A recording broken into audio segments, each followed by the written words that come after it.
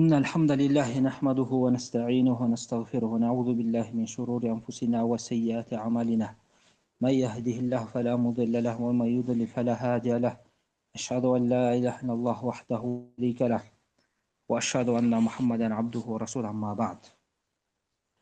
Бүгүнкү сабагыбыз өткөн сабакта кириш сөзүн баштадык элек. Намаз боюнча, намаз китеби. Бүгүн ушул намаздын өзүнө байланыштуу сабактарыбыздын биринчи сабагы темада жарыялангандай эле намаздын шарттары. Шарт деп эмнени айтабыз? Шарт деп ошол намаз окуш үчүн алдын ала талап кылынган, сөзсүз түрдө талап кылынган нерселер шарт дейбиз. Бул намазга чейинки аткарыла турган, милдеттүү түрдө аткарыла турган буйруктар же болбосо талаптар да.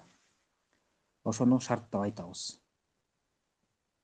Бардык ибадатка тиешелүү болгон белгилүү шарттар бар, жана ошондой эле ар бир ибадаттын өзүнө тиешелүү болгон жеке шарттар бар. Биз баягы даарат темасын алганда, дааратка байланыштуу алгачкы сабакта шарттарын айтып кеттик элек. Ошол мисалы даараттын шарттары эмне деген ислам, ошого окшогон нерсе. Ошондой эле намаздын дагы ошондой жалпы ибадатка тиешелүү болгон шарттар бар. Аларды ошо даарат китебинде айтсак да, буякта дагы кыскача айта кетели. Ким кененирээк угам деген болсо, ошо даараттын 4-сабагында жазылган. Ошол жактан издеп дагы укса болот. Намаздын жалпы жонунан айтканда 9 шарты бар. Ошол шарттын эң алгачкысы бул ислам. Мындайча айтканда, адам баласы мусулман болуш керек. Намазы кабыл болуш үчүн биринчиден мусулман болуш керек. Эгерде мусулман болбосо, анда анын окуган намазы кабыл кылынбайт. Мисалы бир капыр адам жөн эле намаз окуп көргөнчө мусулмандар кошулуп кандай болот экен деп кызыкчылык үчүн кирип кошулуп окуган болсо, демек анын намазы кабыл болбойт. Анткени ал мусулман эмес. Ошол себептен Аллах субхана таала Тауба сүрөсүндө айтат: "Ва ма манa'ahum an tuqbala minhum nafaqatuhum illa annahum kafaru billahi wa rasulih." Алардын ошо нафакаларын кабыл болуусун тоскон нерсе алардын ошо капыр Алла Таалага жана пайгамбар саллаллаху алейхи вассаламга кафыр болушкандыгы деген да. Демек, алар кафыр болгондуктан алардын нафакалары кабыл болгон эмес. Ошондой эле бул баягы Алла жолунда сарпталган садака, жакшы иштер да. Ошол мисалы Алла Таала ачык айтканда, алар кафыр болгондуктан ошол кафырлардан ошол нерсе кабыл кылынган. Ошондой эле ким кафыр болсо, намаз дагы кабыл кылынбайт. Демек, сөзсүз түрдө ибадаттарды аткарам деген адам мусулман болуш керек. Бул мындайча айтканда бардык ибадаттарга тиешелүү болгон шарт. Экинчиси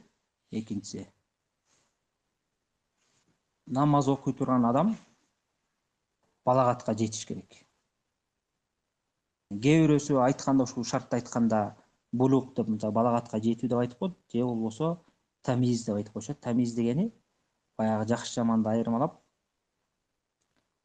ибадат аткарганга жарактуу болуп калган 5-6 жаш ушун тегерегинде балдарга тиешелүү бир жаштын курагы да.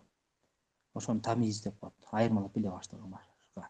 Эми булук менен тамиздин кандай айырмасы бар дегенде, булук менен тамиздин мындай айырмасы бар да. Мисалы, булук дегени ошо балагатка жетти дегенди билдирет.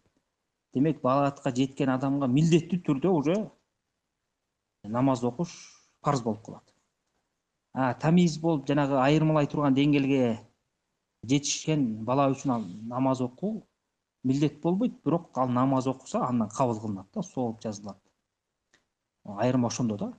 Анткени жаш бала болсо деле балагатка жеткенге чейин ошо намаз окуса болот, намазды үйрөнүп, анан окуганда дагы башка чоңдордон талап кылган шарт андан деле талап кылынат. Демек, ошол кайсы баланын намазы өтө баштайт, кайсы убакыттан баштап окуса болот деген суроого ошол демек тамиз жашы да. Тамиз деген ошо айырмалап түшүнө баштаган жаш куракты айтабыз. Эми көбүнчө 5-6 жашта эми. Мүмкүн кээ бирөөсү андан эртерээк кичине айырмалап калышы ыктымал. Мына ошол убакыттан баштап ибадаттарды аткарса болот. булук дегенибиз демек ал балаатка жетип уже шариаттын өкүмдөрүн сөзсүз түрдө аткара турган жаш курак да. Экөөнүн айырмасы ушунда. Кийинки үчүнчү шарты буга чейин деле алганбыз. Бул деле баягы жалпы шарттардын бири ниет болуш керек адамда. Анткени жанагы Бухари Муслимде келген Умар разияллаху анху хадисин билебиз, Пайгамбар саллаллаху алейхи айткандай: "Иннамал амал бинният ва иннама ликулли имрин ма нава" дейт. Ал айтты, бардык амалдар ниет менен болот, жана ким кайсы бир адам эмне ниет кылган болсо ошого жетет дейт. Бул жалпы ибадатка тиешелүү. Ошондой эле намаз окуп аткан адам дагы сөзсүз түрдө ниет менен окуш керек. Мисалы, ар бир кайсы намазды окуган аткан болсо, ошол намазды аткаруу ниетинде окуш керек. Мисалы, багамдат намазын окуган болсо, багамдат намазын окуп ибадат кылам деген ниети болуш керек. Жана ошондой эле башка намаздарга дагы ошондой ниет кылат. Сөзсүз түрдө ниет шарт кылынат. Анан буга чейин көп эле айтып кеттик, ниет деген ниеттин орду ал жүрөктө да. Ошо жүрөгү менен адам баласы ошо кайсы бир ишти кылган аткан болсо, жүрөгү менен ошону ниет кылат. Аны тил менен айтыш болбойт. Мисалы, көптөгөн айрыкча жаш өткөн адамдарды көп байкалат, азыр деле жаштар деле көп ошондой таалим алып алышкан. Мисалы, бир ибадат аткарган болсо, мисалы, намазга турардын алдында ушинтип сүйлөнөт да. Мисалы, кыбланы карап алып, ниет кылып, жүзүмдү кыблага буруп, сүннөт болсо ушул сүннөттүн окумакка, же парыз болсо ошол намаздын парызын окумакка, калыс Кудай үчүн Аллаху акбар деп ушул сыяктуу сөздөрдү айтып анан ниет кылышат. Бул негизи шариатта далилденип келген эмес. Пайгамбар саллаллаху алейхи вассалам намазды окуган, намазды да үйрөткөн, анан ушу ниетти тилиңер менен ушинтип айтасыңар деп үйрөтүп кеткен эмес. Ошондуктан мындай нерсени айтуу намаздагы каталардын бири.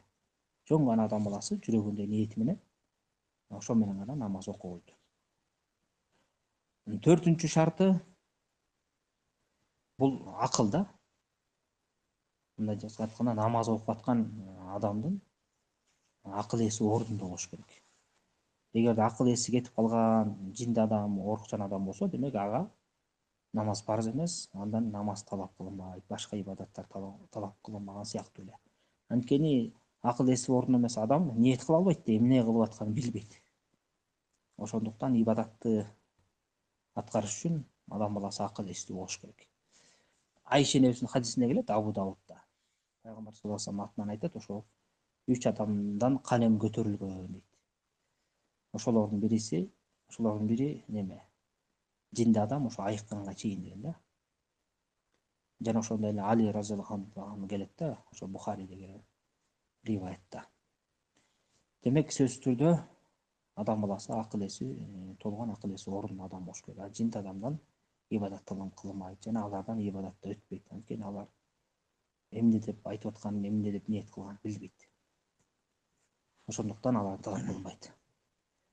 Бешинчи шарт намаздын, ар бир намаздын убактысы кирүү да. Биздин шарият исламда ошо 5 убакыт намазды парыз кылганда ар бир намаздын убактысын көрсөтүп чектеп берген. Ошол намаздын убагы киргенде ошол намаз парыз болот.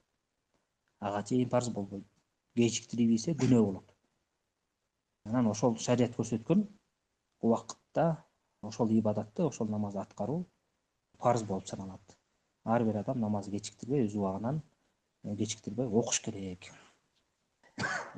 Жана айтып кеткендей эле, ар бир намаздын өзүнүн атайын белгиленген убактысы бар. Негизинен алымдар ушул намаздын шарттарын айтканда, убактысына келгенде ошо ар бир намаздын убактысын кенен чечмелеп кошо айтып кетет. Бирок бул жерде биз азыр чечмелеп айта турган болсок, убакыт аябай эле созулуп кетет. Ошондуктан мен бул намаздын убактысын өзүнчө сабак кылайын деп чечтим. Иншалла кийинки сабакта ошо намаздын убактарын өзүнчө айтып, анан ошого байланыштуу маселелерди иншалла өтөбүз. Намаздын ошо убактысынын киришинин шарт экенин далили Аллах Таала Куранда айтат: "Инна ссалата канат алал муъминин китабан мавкута". Акыйкатта ошо намаз момундар үчүн белгилүү убакытта кылына турган парыз болду деп Аллах субхана таала ушундай мааниде айтып. Демек ар бир намаздын өзүнүн белгилүү убактысы бар. Андан кийинки шарт 5 дедик. 6-чы шарт намаз окуй турган адам даараттуу болуш керек. Мына буга чейин биз дааратты, ага байланыштуу көптөгөн маселелерди өттүк. Ошол дааратты эмнеге өттүк? Ошол намаз ибадатына даярданыш үчүн, ошонун өкүн билиш үчүн өттүк. Демек даарат алып анан адам баласы намазга кирише алат. Даарат алмайынча намазы кабыл болбойт. Анткени Алла таала мына Маида сүрөсүндө айтпадыбы, бул аятты алганбыз, эгерде намазга турган болсоңор, анда жүзүңөрдү жуугула деп, ушул аяттын аягына чейин. Жана ошондой эле пайгамбар саллаллаху алейхи вассалам Бухари Муслимде келген хадисте айтат: силердин бириңер ушу даараты жок болчу, даараты сынгандан кийин даарат алмайынча Аллах субхана таала намазды кабыл кылбайт деген да. Ошол себептен сөзсүз түрдө адам баласы даарат алыш керек. Эгерде кичинекей дааратка муктаж болсо, ошону алыш керек. Эгерде чоң даарат, гусулга муктаж болсо, анда гусул алып, андан кийин окуш керек. Болбосо намаз окуган болбойт. Ошол гусулдун өкүмдөрү, даараттын өкүмдөрүн биз өткөн сабакта даарат темасын алганбыз. Ошол жактан кайрылып алып алсаңыздар болот. Жетинчиси ошол намаз окуй турган адамдын авраты, шарият талап кылган авраттары жабык болуш керек. Эркек кишинин авраты болобу, аял кишинин авраты шарият кандай талап кылган болсо, ошондой кылып жабыш керек. Албетте эркек кишинин авраты аял кишиникине караганда жеңилирээк. Анан алымдардын арасында талаш жок. Эркек кишинин жанагы эң негизги болгон эки авраты бул сөзсүз түрдө жабылыш керек экен да, алымдардын арасында талаш жок маселе. Андан кийинки дене мүчөлөрү, сан, ошонун тегерегиндеги денелер жабылыш керекпи, жабылыш керек эмеспи деген талаш маселе бар. Бирок көпчүлүк алымдардын оюнда ошо аврат биндиктен баштап тизеге чейин деп айтылат. Бирок Аллах алам, эми кайсынысы туура, мен азырынча кесе айта албайм. Дагы тереңирээк караш керек. Бирок жанагындай айткандай, алымдардын ортосунда эки авратты жабуу, эркектин негизги болгон эки уятты жери, алдыңкы, арткы, муну жабыш керек экен да, алымдардын арасында талаш жок. Андан ашкан жерди жабууда ар кандай ой пикирлер бар. Бул эркекке байланыштуу маселе. Аял кишиники болсо, намазга турганда жүзү жана эки алакандан, эки кол алакандан башкасынын баары ауырат да. Аял киши ошо жүзү ачык болот намаз окуп атканда, анан колдору, манжалары үстү, могу муштун баары да, билекке кошулган жерге чейинки колдору ачык болсо болот. Калган жердин баары тең жабылыш керек. Кээ бир алымдардын оюнда буттары ачык болсо болот дегендер бар, мисалы томуктан. Бирок туурасы кээ бир алымдар айтканда, бул сахаба табийиндер убагында талаш жок болгон дейт бул маселеде. Буттары да сөзсүз түрдө жабылыш керек дейт. Анткени Айша энебиз Мусаннаф ибн Аби Шайба деген асар булагында келген риваятта ошо аял киши намаз окуганда жоолук менен, анан кенен баягы буттарын жаба турган кийим менен окуш керек деп айткан да Айша энебиз. Ошондуктан аял киши намаз окуп атканда ошо жүзүн, анан колунан башка жерин, баардык жерин жабыш керек. Чачы дагы аврат аял кишинин. Чачын дагы чыгарбай жабыш керек. Чач чыгып калбаш керек намазда. Ушул жерге жакшы көңүл буруш керек аял кишилер. Эң негизги ушу. Анан ошондой эле кийимдери да кенен болуш керек. Баягы өтө денени чаптап турган кийим болсо, албетте баягы парызды аткарган болот, бирок ошондой акыбалда окушу макрух болот да, макрух. Бирок парызы аткарып намаз окуп деп эсептелет, бирок жакшы эмес амалды аткарган болот. Ошол жерге дагы көңүл буруш керек. Анткени көптөгөн эже карындаштар билбестиктен туура эмес ушинтип намаз окуп алышат. Анан айрыкча бут маселесине келгенде дагы ошол жерди жакшы караш керек. Бутка носки кийип, же болбосо узун көйнөк, юбка болобу же башка болобу, мындай бутту толугу менен жаап туруш керек да. Тиги саждага барган кезде, же болбосо жана ошондой эле туруп турган кезде бут чыгып көрүнбөш керек. Бул дагы намаздын баягы шарттарынан. ал жер ачылып калбаш керек. Ошондой эле чоң бойго жеткен, балагатка жеткен аялдардан талап кылган нерсе деле балагатка жете элек аялдардан деле, кыздардан деле талап кылынат.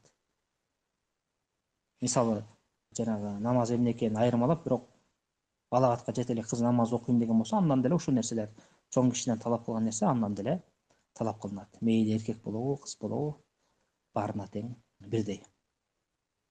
Андан кийинки шарт, 8-нчи шарт, намаз окуунун алдында адам баласынын кийими, денеси жана окуган намаз окуй турган жери нажас нерселерден таза болуш керек.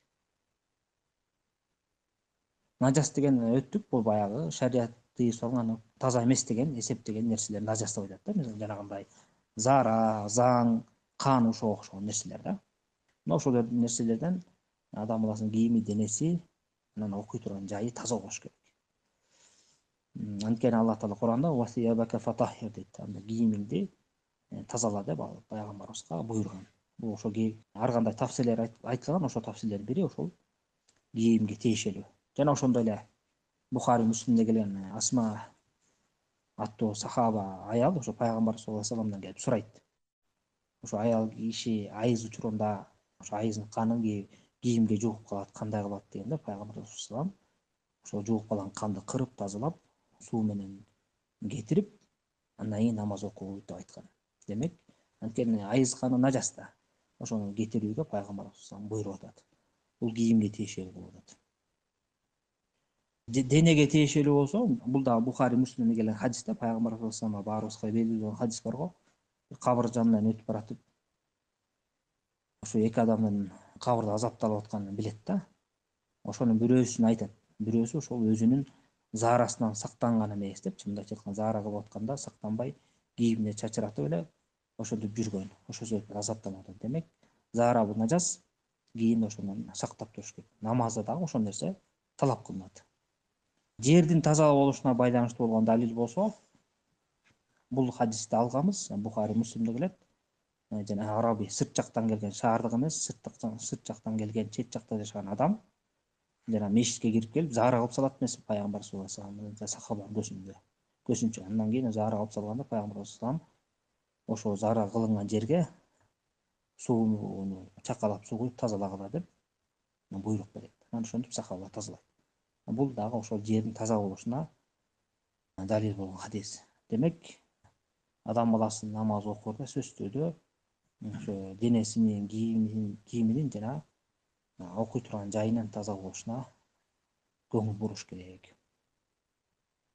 Бул 8-нчи шарт болду. 9-нчу шарт, акыркы шарт, ошо намазга тиешелүү болгон шарттардын акыркысы, 9-нчу шарт бул намаз окуунун алдында ошо кыбланы табуу. Намаз окуп баштаганда ошо кыбланы карап намаз окуш керек.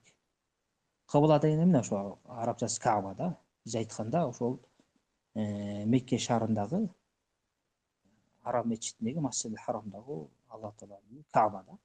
Ошо тарапты карап биз намаз окуйбуз. Анткени Алла Таала Куранда буйруган Бакара сүрөсүндө «Ва хайсума кунтум фаваллу вужухакум шатра» дейт. Кайда болсоңор дагы ошол жүзүңөрдү ошо кыбла тарапка бургула деген да. Бул намаз учурунда айтып атат Алла Таала. Ошондуктан мусулмандар ошо намаз окуурда ошо кыбланы карап намаз окуш керек. Кыбланы таап билип, анан ошону карап намаз окуш керек. Жана ошондой эле Бухари Муслимде келген хадисте пайгамбар саллаллаху алейхи вассалам баягы намазын жакшы окуй албай аткан адамды көрүп анан намаз үйрөтөт эмеспи, ошондо айтат да, эгерде намазга турган болсоң, кыбланы карап анан такбир айтасың дейт да, башында. Мына ошентип үйрөткөн. Демек, кыбланы карап намаз окууда бул да талап кылынат. Анан кыбланы кандай карайбыз? Ушуга байланыштуу маселе. Мисалы, ким Меккеде ошо Масжидил Харам, Арам мечитинин ичинде болуп Каабаны көрүп турган болсо, анда ошо Каабаны сөзсүз түрдө карап намаз окуш керек. Каабаны көрүп турган болсо, сөзсүз түрдө ошол жакка бурулуп, ошону таап туруп, Каабанын дал өзүн карап намаз окуш керек. А эгерде мечиттин сыртында Каабадан алысыраак, мечиттин сыртында Кааба көрүнбөгөн болсо, ошо анда мечит тарапты, ошо Кааба тарапты карап окуйт да адам баласы. канчалык алыстаган сайын эле ошол тарапты карап окуй берет. Мисалы биз Кыргызстанда кыбыла күнбатыш тарапта, күнбатыш тарапта биз ошол күнбатыш тарапты карап намаз окуйбуз. Эми кичине сол тарап жака ооп туруп, баягы эгерде так биле турган болсок, болбосо күнбатыш тарапты карап окуй берсек намаз өтө берет. Анткени Кабадан алыстагандан кийин Кабанын дал өзүн карап намаз окуу шарт эмес. Ошол тарапты, ошол мечит тарапты, Каба тарапты карап окуй берсе болот. Анткени Омар разияллаху анху ошондой фатва берген, ошондой деп айткан. Ошо Мадинада турган кезде чыгыш менен батыштын ортосу бул кыбыла деген да. Чыгыш менен батыштын ортосу экөө чоң. Мына ошол тарап кыбыла деп айткан. Ошондой эле Алла Таала Куранда фавалли ваджака шатра масжидил харам деп пайгамбарыбыз айтып да. Ошо харам мечити, арам мечити жакты, ошол тарапты карап, жүзүңдү буруп, кыбланы кара деп буйруп атат. Демек, ошол тарапты карап окуу шарт кылынат. Бул дагы баягы исламдагы жеңилдиктердин бири. Анткени адам баласы алыстыкта туруп, ошо Кабанын каякта жайгашкан дал түп-түз карап окуш мүмкүн эмес да. Ошондуктан шарият ошол тарапты гана караганга буйруган. Кайда болбой эле ошол кыбланы ошол кайсы тарапта экенин аныктап алып, ошол тарапты карап намаз окуй беребиз. Анан башында айткандай эле, бул намаз окуш үчүн ар бир намазда сөзсүз түрдө кыбла талап кылынат, айрыкча парыз намаздарда. Нафил намаздар деле ушул сыяктуу. Бирок сапар учурунда, ким сапарда жүргөн болсо, мейли алыскы сапар болобу, жакын сапар болобу, жана унаанын үстүндө, мисалы, унаа деп эмне менен айтабыз да, машина, же ат, ошого окшогон нерселерди. Мисалы, ат минип баратат, же болбосо төөнүн үстүндө, же машина айдап баратат, анан сапарда. Ошол убакытта кыбланы карабай эле нафил намаз окуса болот.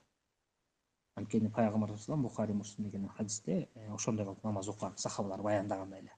Ошол себептен ушундай далил келгендиги үчүн ошол нафил намазына уруксат берилет сапарда гана. Анан ошол жанагындай унаанын үстүндө кетип баратканда гана. Эгерде сапарда жүрүп жөн эле жерде турган болсо, анда сөзсүз түрдө кыбланы карап окуш керек. Жана ошондой эле сапарда эмес, жөнөкөй эле жашаган өзүнүн жеринде жүрсө, машина айдап баратса, мисалы, шаардын ичинде жашайт, анан шаардын ичинде машина айдап баратып, нафил окуй берсем болобу, кыбланы карабай десе, анда болбойт деп айтылат. Анткени далил ошол сапарга гана тиешелүү болуп келген. Ошондуктан ошол кыбла ушул учурда, эки учурда ошол кыблага каралбай калат, ошолордун бири ошол нафил намаз окуурда, сапарда жүргөндө жана унаанын үстүндө кетип бараткан кезде. Бул биринчиси. Экинчиси, кыблага кароо мүмкүн болбой калган убакытта. Мисалы, эми азыр жыгачылык, тынчтык убагында бул нерсе билинбейт. Бирок жанагындай согуш убагында, же болбосо бир адам бир сапарда же бир кандайдыр бир иш менен бир жерде жүрүп, анан аны душмандар же каракчылар кубалаган болсо, мисалы, кол салам деп ошолордон качып бараткан убакта токтоп намаз окуш мүмкүн болбой калат да. Парз убакыт намазы убакыты кирип калды. Анан кыбланы карап окуйм десе мүмкүн эмес. Анан ошол убакта кандай акыбалда кетип бараткан болсо, ошондой кылып намаз окуй берет. Анткени мындай согуш учурунда, мисалы, душман кол салып атат, намаз менен алек болуп кыбланы карайын деген болсо, өлүп калышы ыктымал. Душмандар ок чыгарып. Ошол убакта өзүнүн мүмкүнчүлүгүнө жараша каякты карап аткан болсо, ошондой кылып намаз окуй берет. Мына ушул эки орунда гана, эки учурда гана кыблага карабай намаз окуганга уруксат берилет. Калган убакта сөзсүз түрдө кыбланы карап намаз окуу талап кылынат. Мына бүгүнкү сабагыбыз намаздын шарттарына байланыштуу ушул, кыскача ушул. Иншалла кийинки сабакта намаздын убактыларына байланыштуу